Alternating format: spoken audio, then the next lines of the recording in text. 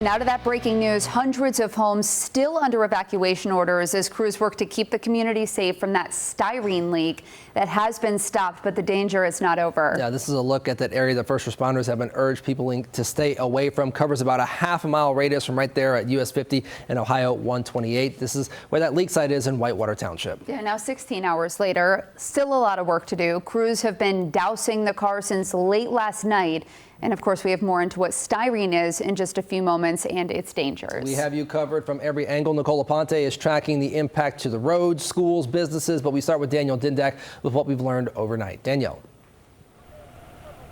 Yeah, Stephen, we're here at the community center. You can see that here behind me. Now, this is the only shelter in the area, and it's also where we're getting those critical updates about the situation. I want to walk you back and explain to you what we learned at our last critical update. That was last night around 11 p.m. We learned that the leak is sealed, and as of right now, there is no concern for an explosion.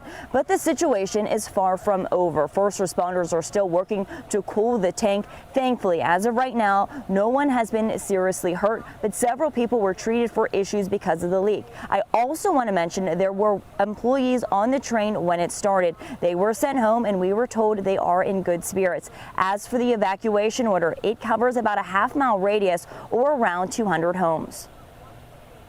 So the best advice I can give folks right now is to maintain the status quo, what we've been doing for the last couple hours. Stay out of the area if you're not in the area, and that evacuation order continues for the time being. Now, crews from the EPA are here, and we're told even more are flying in. Once again, that next update will be around 7 a.m. We'll make sure to bring that to you. Reporting live this morning at Whitewater Township, Danielle Dindak, WLWT News 5. A lot of people will be interested in what they have to say at 7 a.m. Danielle, let's talk about that air quality. We were showing the video of the train spewing the styrene in the air. What's the latest on that?